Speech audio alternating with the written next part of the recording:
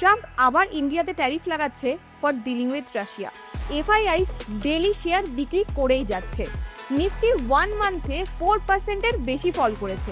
Market কি এবার রিসেশনে যাচ্ছে? সব ইনভেস্টমেন্টস কি এখন বিক্রি করে দেওয়া উচিত? কোন সেক্টর এই মার্কেটে ভালো চলবে? এই সব কিছু আজকে আমরা এই ভিডিওতে ডিসকাস করব। হাই, আমি প্রতিমা ট্রেডিংস গুরুকুলের কো-ফাউন্ডার, আর আমি এই চ্যানেলের মাধ্যমে বাংলা ভাষায় খুব সহজভাবে স্টক মার্কেটের উপর ডিটেল অ্যানালাইসিস শেয়ার করি। তো চলো আজকের ভিডিওটা শুরু করা যাক। ট্রাম্প আবার ইন্ডিয়ার ওপর ট্যারিফ বাড়িয়ে দিয়েছে, mainly due to India's ongoing trade with Russia. তো ওনার মতে যারাও রাশিয়াকে ইকোনমিক্যালি সাপোর্ট করে তাদের প্রত্যেকের উপরে স্ট্রংলি অ্যাকশন নেওয়া উচিত। আর এই মুভের জন্য ইন্ডিয়া এবং ইউএস এর যে স্ট্র্যাটেজিক পার্টনারশিপ ছিল সেটাতেও একটু ধাক্কা খেয়েছে। ইন্ডিয়া বলেছেন এই যে ডিল তারা করছেন এটা তাদের ন্যাশনাল ইন্টারেস্টে রয়েছে, এখানে তাদের পার্সোনাল কোনো মোটিভ নেই। এক্সপার্টসরাও বলেছে এটা গ্লোবাল জিওপলিটিক্সের একটা কমপ্লেক্স ফেজ, যেখানে সবাই নিজেদের পজিশন সিকিউর করতে চাইছে। আর এটা একটা রিজন হতে পারে যার জন্য এফআইআইসরা এখন ইন্ডিয়ান মার্কেটে কমফোর্টেবল হতে পারছেন না ইনভেস্ট করার জন্য। ইউজুয়ালি এফআইআইসরা একটা স্টেবল গ্রোয়িং মার্কেটকে খোঁজে যেখানে তারা ইনভেস্ট করতে পারে, আর এখনকার যা মার্কেট কন্ডিশন ইন্ডিয়ার মেবি সেইখানে নেই। লাস্টের জুলাই মাসে এফআইআইসরা টোটাল 47,000 করোড়ের মাল সেল করেছে, আর এখনো অবধি আগস্টের এই কয়দিনেই অলরেডি 6,000 করোড়ের মাল অলরেডি সেল করে দিয়েছে এফআইআইসরা। আর এরই ফলে দেখতে পাবেন লাস্ট মাসে নিফটি এক মাসের মধ্যে 4% অলরেডি ডাউনও চলে গেছে। তো দেখো স্ক্রিনে নিশ্চয়ই নিফটি 50 চার্ট দেখতে পাচ্ছ। তো এখানে আমি ডেইলি টাইম ফ্রেম খুলে নিয়েছি। এই যে রেড লাইনটা দেখতে পাচ্ছ এটা একটা সাপোর্ট লাইন হিসেবে কাজ করছে। দেখো এই সাপোর্ট থেকে অলরেডি 1 2 3 4 5 বার নিফটি অলরেডি সাপোর্ট নিয়েছে, 4 বার সাপোর্ট নিয়ে উপরে গেছে, ফেল করে আবার নিচে এসে সাপোর্ট নিয়েছে, 5th টাইম আবার এখানে সাপোর্টের জায়গাতেই রয়েছে। আর এই যে জুলাই মাসে দেখতে পাচ্ছ এখান থেকে স্ট্রেট মার্কেট জুলাইয়ের পর থেকে এখান অব্দি নিচে এসেছে, এইখানে 4%-এর নিচের দিকে মুভ দিয়ে দিয়েছে অলরেডি। তো এই যে সাপোর্টটার নিচে যদি নিফটি আবার যায় তাহলে আমরা এর থেকেও বড় একটা কারেকশন নিফটিতে দেখতে পারি ইন ফিউচার। আর এখানে দেখো এই যে সাপোর্টটা আমি যেটা বলছিলাম যে এখানে অলরেডি 4 বার নিয়ে উপরে গেছে, আবারও সাপোর্টের কাছে আছে। এই সাপোর্টটাকে যদিও আবার ব্রেক করে নিচের দিকে আসে কোথাও না কোথাও মোটামুটি 24,000-এর কাছাকাছি আমরা এক্সপেক্ট করতে পারি যে নিফটি মেবি নিচের দিকে কারেকশন দিলেও দিতে পারে যদি এই সাপোর্টটাকে ব্রেক করে।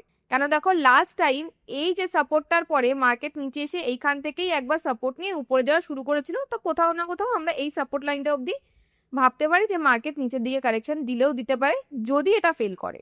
এবার সেম ভাবে দেখো ব্যাংক নিফটির চার্টও আমি খুলে নিয়েছি, ব্যাংক নিফটিরও ডে টাইম ফ্রেমের চার্ট আমি খুলে নিয়েছি।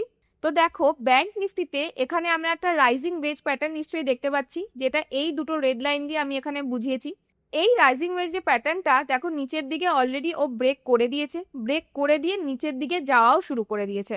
তো এটা দেখে এটাও আমরা বুঝতে পারছি যে ব্যাংক নিফটিও মোটামুটি ডাউন সাইডেই রয়েছে, অলরেডি ও ব্রেক করে নিচের দিকে যাওয়া শুরুও করে দিয়েছে। এবার এখানে যদি ব্যাংক নিফটির চার্টটাকে একটু ভালো করে দেখো, এই যে রাইজিং ওয়েজ যে প্যাটার্নটা আমি দেখছিলাম দেখো এইখানটায় যে এখন নিচে আসছে এখানে আমরা একটা ছোট সাপোর্ট লাইন দেখতে পাচ্ছি। যদি এই যে ফার্স্টে যে সাপোর্ট লাইনটাকে ব্রেক করে ব্যাংক নিফটি নিচের দিকে আসে কোথাও না কোথাও আমরা এটা এক্সপেক্ট করতে পারি যে সেকেন্ডের নিচে যে সাপোর্ট লাইনটা আছে মোটামুটি ধরো এই জায়গাটা 54,000-এর কাছাকাছি। তো আমরা এটা এক্সপেক্ট করতে পারি যদি এই সাপোর্টটাকে ব্রেক করে নিচের দিকে আসে ব্যাংক নিফটিও নিচের দিকে একটা ভালো ফল দিতে পারে, যেটা মোটামুটি 54,000 অবধি আসলেও আসতে পারে। তাহলে নিফটি এবং ব্যাংক নিফটি দুটো চার্ট দেখে এটা অ্যাটলিস্ট আমরা বুঝলাম যে এখন আমরা মেক অর ব্রেক সিচুয়েশনে আসি। নিফটি এবং ব্যাংক নিফটি দুটোই নিজের সাপোর্টের কাছাকাছি আছে, যদিও সাপোর্ট নিয়ে উপরের দিকে যায় তো যারা লং সাইডে ট্রেড করছে তাদের ট্রেড তো বেঁচে যাবে, তারা আবার ট্রেড নেওয়া স্টার্ট করতে পারে, ধীরে ধীরে বাই সাইডে ট্রেড প্ল্যান করতে পারে। কিন্তু যদি এই যে প্রথম যে সাপোর্ট লাইনটার কাছে এখন নিফটি ও ব্যাংক নিফটি দুটোই রয়েছে যদি এটা ব্রেক করে দেয় তাহলে নিচের দিকে আরো 2 বা 3% মেবি ফল দিলেও দিতে পারে নিফটি বা ব্যাংক নিফটি। তো আইদার ও সাপোর্ট নিয়ে যদি মার্কেট একটু স্ট্রং থেকে উপরের দিকে চলে গেল তাহলে তুমি বাই সাইডে ট্রেড আরো প্ল্যান করতে পারো, কিন্তু তোমাকে এখন ওয়েট করতে হবে কারণ দুটোই এখন সাপোর্ট লাইনের কাছাকাছি আছে, তোমাকে দেখতে হবে। যদিও নিচের দিকে ব্রেক করে তাহলে তো আমি নিচের দিকে ফল 2 to 3% দেখলেও দেখতে পারি। আর এই যে মার্কেট কন্ডিশনটা এখন কোন দিকে আছে সেটা তোমরা যদি নিজেদেরও পোর্টফোলিওটা একটু ভালো করে রাখো তাহলেও বুঝতে পারবে যে নিজেদের ট্রেড দেখেই যে মার্কেট কন্ডিশন এখন কোন দিকে যাচ্ছে। লাস্ট মান্থে আমরা কিছু কিছু স্টক ফিগার আউট করেছিলাম যেগুলো কার্ভ প্যাটার্নে নিজের অল টাইম হাইকে ব্রেক করার চেষ্টা করছিল। সেগুলো যদি একটু ভালো করে দেখি, সেখানে অনেকগুলোই নিজেদের অল টাইম হাইকে ব্রেক করতে পারেনি, সেটা ফেল হয়ে নিচের দিকে এসে গেছে। লাস্ট মান্থের এরকমই কিছু কিছু লং সাইডে যেগুলো আমি ট্রেড প্ল্যান করেছিলাম, সেখানে অনেকগুলোতেই আমার এসএল গেছে, কিন্তু একবার এসএল যাওয়ার পর সেই স্টকগুলোতেই পরে আমি শর্ট করে আমার মোটামুটি ভালো প্রফিটও হয়ে গেছে। সেই ট্রেডের ডিটেলসগুলো আজকে আমি তোমাদের সাথে ডিসকাস করব। তো প্রথমেই স্ক্রিনে রাখো, আমি সিডিএসএল এর একটা চার্ট খুলে নিয়েছি। তো এখানে আমি সিডিএসএল এর মান্থলি টাইম ফ্রেমের চার্ট খুলে নিয়েছি তোমাদের দেখানোর জন্য। তো এইখানটা এটা দেখো, সিডিএসএল এর অল টাইম হাই ছিল, এখানে একটা কাপ প্যাটার্ন করে এই যে অল টাইম হাইকে একে ব্রেক করার চেষ্টা করেছিল। তো সিডিএসএল কে আমি আমার রাডারে রেখেছিলাম যে এই যে কাপ প্যাটার্নটা ব্রেক করলে উপরের দিকে বাই সাইডে গেলে মেবি আমি একটা ভালো এন্ট্রি পেতে পারি। কিন্তু ভালো করে দেখো, এই উপরের দিকে প্রপারলি ব্রেক করতে পারেনি, এটা ফেল হয়ে গেছে এবং সিডিএসএল নিচের দিকে আসা স্টার্ট করে দিয়েছে। আরএসআইও যদি একটু ভালো করে দেখো, এই জায়গাটায় আরএসআই 60-র উপরে গিয়ে আরএসআইও ফেল করে নিচের দিকে 60-র নিচে চলে এসেছে। তো এটা দেখে আমি বুঝতে কি পারছি যে সিডিএসএল নিজের অল টাইম হাইকে টেস্ট করে উপরের দিকে যেতে পারেনি, এই ট্রেডটা ফেল হয়ে নিচের দিকে এসে গেছে। সেম ভাবে আদিত্য বিড়লা ক্যাপিটালও দেখো, আমি চার্ট খুলে নিয়েছি, এইখানেও মান্থলি টাইম ফ্রেম আমি খুলে নিয়েছি। এই ট্রেডটাও লাস্ট মান্থে আমার ওয়াচ লিস্টে ছিল। তো এইখানেও এই ট্রেডটাও যদি ভালো করে দেখো, এটা ছিল তার অল টাইম হাই।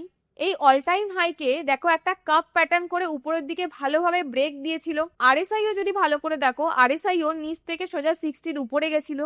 কিন্তু এই দুটো প্যাটার্ন একসাথে হওয়া সত্ত্বেও, যেখানে একটা মান্থলি প্যাটার্নের ভালো কাপ প্যাটার্ন তোমাকে দেখাচ্ছে, আরএসআইও 60-র উপরে গেছে, এই দুটো হওয়া সত্ত্বেও দেখো নেক্সট ক্যান্ডেলেই এইটা মোটামুটি 13%-এর কাছে নিচের দিকে ফল দিয়ে দিয়েছে। তো এখানে নিশ্চয়ই দেখতে পাচ্ছ জুনের যে ক্যান্ডেলটা, এই ক্যান্ডেলটার থ্রুতে ও এই কাপ প্যাটার্নটাকে ব্রেক করে উপরের দিকে গেছে। আর তারপরে জুলাইয়ের ক্যান্ডেলে যদি ভালো করে একটু খেয়াল করো, 13% স্টকটা নিচের দিকে মুভও দিয়ে দিয়েছিল। সেম ভাবে রিলায়েন্স ইন্ডাস্ট্রিজও যদি দেখো, এটাও যদি মনে থাকে একটা ভিডিওতে আমি বলেছিলাম যে সুইং ট্রেডিং এর জন্য ভালো পজিশনে রয়েছে, কেন এটাও নিজের অল টাইমে হাইয়ের কাছাকাছি গেছিল এই স্টকটাও রিলায়েন্স ইন্ডাস্ট্রিজের। এখানেও সেম আমি মান্থলি টাইম ফ্রেমের চার্টই খুলে নিয়েছি। তো ভালো করে দেখলে বুঝতে পারবে, এখানেও আরএসআই 60-র উপরে গেছিল, এই জায়গাটায় দেখো আরএসআই 60-কে উপরের দিকে ব্রেক করেছিল, সেই টাইমে ওর অল টাইম হাইকেও টাচ করেছিল। কিন্তু তার পরের ক্যান্ডেলেই দেখো সেম ও উপরের দিক থেকে ভালোভাবে ব্রেকও দিতে পারেনি, ও আবার নিচের দিকে ব্রেকডাউন দিয়ে দিয়েছে। আর আরএসআইও এখানে 60 থেকে রেজিস্ট করে নিচের দিকে চলে এসেছে। তো বোঝা যাচ্ছে এই লাস্ট জুলাই এবং আগস্টের কিছু দিনে আমি কি বুঝতে পারছি, যে মার্কেট যেগুলো অল টাইম হাইতে ছিল সেগুলো অল টাইম হাইকে প্রপারলি ব্রেক করতে পারেনি, নিচের দিকে চলে এসেছে। তো চলো এরকম আরো কিছু এক্সাম্পলস দেখে নিই। তো এই জুন এবং জুলাই মাসে আমিও কিছু কিছু ট্রেড নিয়েছি, যেরকম ব্যাংক নিফটিতেও ট্রেড নিয়েছি। জুন মাসে মার্কেট যখন উপরের দিকে যাচ্ছিল, তখন আমি কিছু কিছু লং সাইডের ট্রেড নিয়েছিলাম, যেটা আমি অলরেডি বললাম কিছু কিছু আমার এসএল গেছে। আর তার ঠিক পরে জুলাইতেও আমি কিছু কিছু ট্রেড নিয়েছিলাম। তো চলো এই যে যতগুলো আমি ট্রেড নিয়েছিলাম সেগুলোর ডিটেল অ্যানালাইসিস তোমাদের সাথে শেয়ার করি। তো স্ক্রিনে যে স্ক্রিনশটটা দেখতে পাচ্ছ, দেখো এখানে কিছু কিছু স্টকে আমি জুন মাসে বাই ট্রেড নিয়েছিলাম। তো সেগুলো নিশ্চয়ই দেখতে পাচ্ছ, যেরকম এইউ ব্যাংকে আমার বাই ট্রেড ছিল, জিও ফিন্যান্সে ছিল, এলটিএফ এ ছিল, রিলায়েন্সে ছিল। এই যে বাই সাইডের ট্রেডগুলো যেগুলো দেখছো, এগুলো মোটামুটি আমি জুন মাসে এগুলোর আমার এন্ট্রি নেওয়ার ছিল। সেম ভাবে এই যে ব্যাংক নিফটির ট্রেড যেটা দেখছো, এটা আমি জুলাই মাসে নিয়েছিলাম। জুলাই মাসে ব্যাংক নিফটির আমি একটা শর্ট ট্রেডও নিয়েছিলাম, যেটা হচ্ছে এটা। সেম ভাবে জুলাই মাসে আরো কিছু ট্রেড নেওয়া আছে, যেমন এবি ক্যাপিটাল আছে, জিও ফিন্যান্স আছে। জুলাই মাসে যে ট্রেডগুলো মোস্টলি আমি নিয়েছিলাম সেগুলো শর্টে ছিল। ব্যাংক নিফটিতেও আমার শর্ট ছিল, এবি ক্যাপিটাল, জিও ফাইন্যান্সেরও আমার শর্টেরই ট্রেড ছিল। তো এখন যে লাস্টের ট্রেডগুলো দেখলে, যেমন ব্যাংক নিফটির ট্রেড এবং তারপরে যে স্ক্রিনশটগুলো যেগুলো মেনলি প্রফিট দেখাচ্ছে, সেগুলো হচ্ছে আমার শর্ট সাইডের ট্রেড। একটু যদি ভালো করে দেখো তো বুঝতে পারবে। যেমন রিলায়েন্সে যদি দেখো, রিলায়েন্সে যেমন প্রথম দিকে আমি লং সাইডে ট্রেড পেয়েছিলাম, যেটাতে আমার প্রফিট বুক হয়েছিল, সেম ভাবে তারপরে আমি শর্ট সাইডেরও আমার রিসেন্ট ভালো ট্রেড হয়েছিল রিলায়েন্সে। আর এই রিসেন্ট দুদিন আগে এবি ক্যাপিটালে এই যে চার্ট দেখতে পাচ্ছ আদিত্য বিড়লা, ডে টাইম ফ্রেমে আমি খুলে নিয়েছি। তো এইটাতে আমার বাই সাইডে ট্রেড নেওয়া ছিল। দুদিন আগে একদিনে মোটামুটি 11%-এর কাছাকাছি ও আপসাইডে মুভ দিয়েছে। তো এইখানেও আমাদের একটা ডিসেন্ট ভালো ট্রেড হয়েছিল এবি ক্যাপিটালে বাই সাইডে দুদিন আগে। এই যে দ্য স্ক্রিনশট, এই যে এবি ক্যাপিটালে বাই সাইডে আমরা ট্রেড নিয়েছিলাম, যেটা মোটামুটি জুলাই আগস্টে দেখতেই পাচ্ছ, আগস্টের আমি ফিউচার লট নিয়ে নিয়েছিলাম। তো এই এবি ক্যাপিটালে আমাদের মোটামুটি ডিসেন্ট ট্রেড হয়েছিল, যেটা এই দুদিন আগেই হয়েছে। অলরেডি আমার ট্রেডটা ক্লোজ হয়ে গেছে এবি ক্যাপিটালের এখন। তো লাস্ট জুন এবং জুলাই বা আগস্টের শুরুর দিকে এই কতদিনের আমি যে ট্রেডগুলো নিয়েছি সেগুলো থেকে আমি অ্যাটলিস্ট এটাও বুঝেছি, বা তোমরাও আই থিঙ্ক বুঝতে পেরেছো স্ক্রিনশটটা দেখে, যে জুন মাসে যেই স্টকগুলো নিজের অল টাইম হাই ব্রেক করে আমি আমার লিস্টে রেখেছিলাম যেগুলো আপসাইডে ভালো মুভ দিতে পারবে, সেইখানে যে লং সাইডের ট্রেডগুলো আমি নিয়েছিলাম মোস্টলি ফেল করে গেছে। তো ওইখানে আমার লস হয়েছে। তার মধ্যেও কিছু কিছু ট্রেড আছে, যেরকম রিলায়েন্স একটু উপরে গেছিল, তো আপসাইডে ছোট আমার প্রফিট বুক হয়েছিল। তারপরে আমি শর্ট করেছিলাম, শর্টেও ডিসেন্ট আমার প্রফিট হয়েছিল। তো এটা আমি বুঝতে পারছি যে মোস্টলি লং সাইডে যে ট্রেডগুলো আমি নিয়েছিলাম জুনের এন্ডের দিকে সেগুলোতে আমার লস হয়েছে। কিন্তু তারপর শর্ট সাইডে যে ট্রেডগুলো নিয়েছিলাম, যেরকম ব্যাংক নিফটি যে আমি শর্ট করেছিলাম, নিফটিতে আমার ডিসেন্ট প্রফিট হয়েছে, এবং কিছু কিছু স্টকও যেগুলো আমি শর্ট করেছিলাম সেগুলো আমি ভালো ট্রেড পেয়েছি। তো এটা দেখে মার্কেটের ওভারঅল কন্ডিশন লাস্ট 2 মাসে কি ছিল এটা তোমরা নিশ্চয়ই বুঝতে পেরেছো। তো এই যে এক্সাম্পলস গুলো গেল, এগুলো তো গেল ডিফারেন্ট ডিফারেন্ট স্টকস যেগুলোতে আমি এন্ট্রি নিয়েছিলাম। তো চলো এবার মার্কেটের সেক্টর অ্যানালাইসিস করে দেখি সেগুলো কিরকম পারফর্ম করেছে। তো ফার্স্টেই দেখো নিফটির আইটি ইন্ডেক্স আমি খুলে নিয়েছি, উইকলি টাইম ফ্রেমের চার্ট খুলে নিয়েছি। তো দেখি আইটি সেক্টর যদি একটু ভালো করে দেখো, আরএসআই খেয়াল করো, আরএসআই অলরেডি 40 নিচে যাওয়া শুরু করেছে, আর ক্যান্ডেলও দেখো কন্টিনিউ রেড ক্যান্ডেল বানিয়ে লোয়ার লো বানিয়ে যাচ্ছে। তো এটা দেখে আমি কি বুঝতে পারছি যে আইটি সেক্টর এখন পুরোপুরি উইক রয়েছে। এক তো আরএসআই 40 নিচে, প্লাস ক্যান্ডেল দেখেও বোঝা যাচ্ছে। সেম ভাবে নিফটি ফার্মার ইন্ডেক্স আমি খুলে নিয়েছি, উইকলি টাইম ফ্রেম দেখো এখানে খোলা আছে। উইকলি টাইম ফ্রেমে ফার্মা ইন্ডেক্সও যদি দেখো, আরএসআই ভালো করে খেয়াল করলে দেখতে পারবে এই জায়গাটায় দেখো আরএসআই 60 কে রেজিস্ট নিয়ে ও নিচের দিকে যাওয়া শুরু করেছে। ক্যান্ডেলের সাইজও দেখতে পারো হাই ভলিউমে ও নিচের দিকে যাচ্ছে। তো এটা দেখে আমি বুঝতে পারছি ফার্মা সেক্টরও খুব একটা স্ট্রং না, ও অলরেডি রেজিস্টকে নিচের দিকে আসা শুরু করে দিয়েছে। নেক্সট যে সেক্টরটা তুমি দেখতে পাচ্ছ Nifty oil and gas index, এটারও উইকলি টাইম ফ্রেমের চার্ট আমি খুলে নিয়েছি। এরও মোটামুটি চার্ট যদি দেখো আগের ইন্ডেক্সের মতনই রয়েছে। এটাও আরএসআই 60 কে রেজিস্ট করে নিচের দিকে অলরেডি যাওয়া শুরু করে দিয়েছে। শুধু আরএসআই এ না, ক্যান্ডেল ফরমেশনেও আমি কি দেখতে পাচ্ছি, ভালো রেড ক্যান্ডেল করে লোয়ার লো কন্টিনিউ বানিয়ে যাচ্ছে। তো অয়েল অ্যান্ড গ্যাস ইন্ডেক্সও আমি কি বুঝতে পারছি যে এই মার্কেটেও এখন মোটামুটি উইকই রয়েছে। সেম ভাবে নিফটি রিয়েলটি ইন্ডেক্সও যদি দেখো উইকলি টাইম ফ্রেমে, এটাও তাই, এটাও আরএসআই 60 কে রেজিস্ট করে কন্টিনিউ নিচের দিকে আসা স্টার্ট করে দিয়েছে। আর এখানে তো লোয়ার লো লোয়ার হাই ফরমেশনও তুমি দেখতে পাচ্ছ চার্টে। তো এটাও আমি দেখে কি বুঝতে পারছি এই ইন্ডেক্সটা এখন অলরেডি ডাউন ট্রেন্ডেই রয়েছে।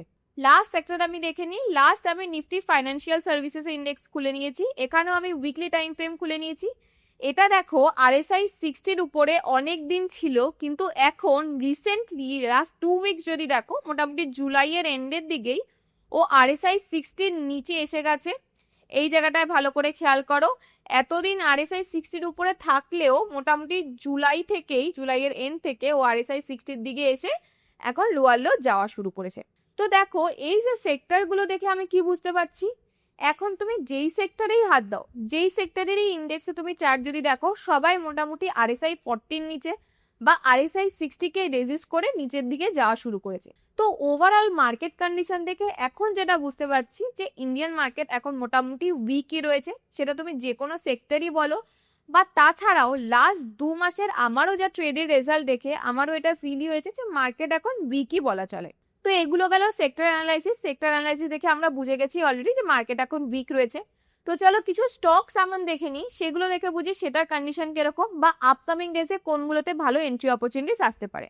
দেখো স্ক্রিনে নিশ্চয়ই এশিয়ান পেন্টসের মান্থলি টাইম ফ্রেমে চার্ট দেখতে পাচ্ছ, যেখানে আমরা দেখতে পাচ্ছি ওভারঅল মার্কেট এখন পুরো ডাউন। সেখানে এশিয়ান পেন্টসের মান্থলি টাইম ফ্রেমের চার্ট যদি একটু ভালো করে খেয়াল করো, বুঝতে পারবে যে এশিয়ান পেন্টসের মান্থলি টাইম ফ্রেমের চার্ট এখানে কতটা স্ট্রং।